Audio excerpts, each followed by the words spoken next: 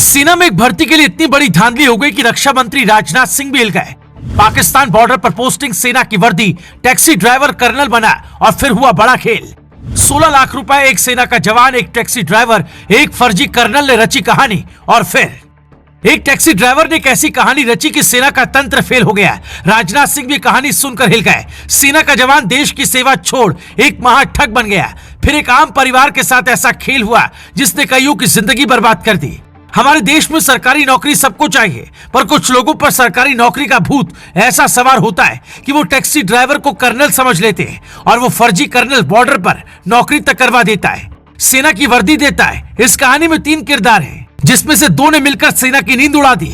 कहानी की शुरुआत होती है राहुल के साथ। राहुल सेना में नौकरी करता है, उसकी तस्वीरें आपके सामने है। ये नौकरी असली है, पर राहुल एक कहानी रचता है। कहानी ऐसी जो राजनाथ सिंह से लेकर आर्मी हेडक्वार्टर को हिला देगी। राहुल अपने टैक्सी ड्राइवर दोस्त को कर्नल बनाता है। टैक्सी ड्राइवर कर्नल बन भी जाता है। वो कर्नल की तरह बात करता है, हाथ मिलाता है और पाकिस्तान पर हमले की रणनीति तक समझाता है। ये सब देखते ही देखते एक व्यक्ति को भरोसा हो जाता है कि टैक्सी ड्राइवर कर्नल है और वो सेना में सीधी पोस्टिंग करवा देगा।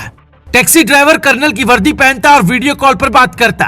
यहीं से भरोसा होता है और फिर जो होने वाला है उसका अंदाजा आपको नहीं होगा।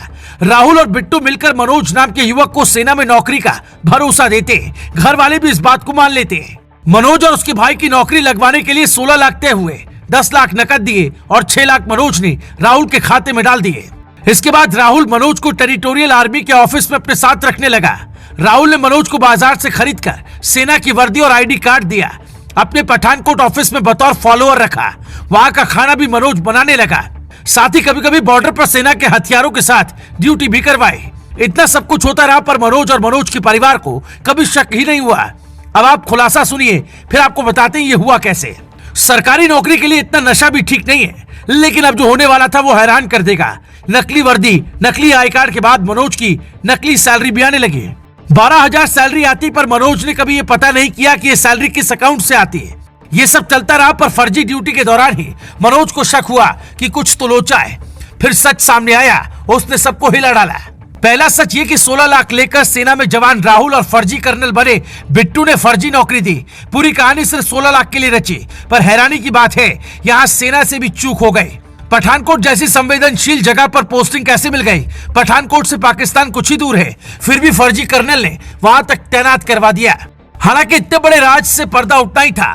बिट्टू अपनी टैक्सी चलाने लगा था और राहुल अपनी नौकरी करने लगा था, पर मनोज महाठगों का शिकार हो चुका था। अब पोल खुलने वाली थी। मनोज को शक हुआ तो उसने सीनियर अधिकारियों तक अपनी बात पहुंचाई। मेरठ पुलिस ने सेना की शिकायत पर महाठग राहुल और टैक्सी ड्राइवर उर्फ फर्जी कर्नल बिट्टू को गिरफ्तार कर लिया। जांच के बाद पता चला कैसे टैक्सी ड्राइवर ने कर्नल बनकर महाठग की कहानी रची। दरअसल टेरिटोरियल आर्मी भारतीय सेना की एक इकाई है। कुछ आम लोगों को इसमें प्रशिक्षित किया जाता है। इसी का फायदा उठाकर राहुल और बिट्टू ने मनोज की ट्रेनिंग करवा दी। यहीं से 4 महीने तक फॉलोअर बनकर नौकरी की और पाकिस्तान बॉर्डर पर भी सेवा दे दी। मनोज को भी लगा नौकरी लगी है, तभी तो ट्रेनिंग हो रही है, और इसी बीच 16 लाख ट्रांसफर हो गए। सवाल यह है कि सेना से ऐसी चूक कैसे हो सकती है? एक टैक्सी ड्राइवर कर्नल बनकर किसी की पोस्टिंग कैसे करवा सकता है? उसको नकली हथियारों के साथ पाकिस्तान बॉर्डर पर तैनात कैसे करवा सकता है? क्या इसमें सिर्फ राहुल और बिट्टू का हाथ है या फिर कोई और होगा? हमारे देश में वर्दी का सम्मान है, लोग सम्मान में ठगों पर भी भरोसा कर लेते हैं। पर यह मत भूलिएगा, भगवान की शक्ल में राक्षस भी राज करते रहे हैं। यह मसला गंभीर है कि पाकिस्तान बॉर्डर तक एक नकली सिपाही कैसे पहुंचा। राजनाथ सिंह तक ये केस पहुंचा है। जांच हो रही है, सजा क्या मिलनी चाहिए आप खुद बताएं। मेरठ से राम बाबू की ground report, global Bharat TV.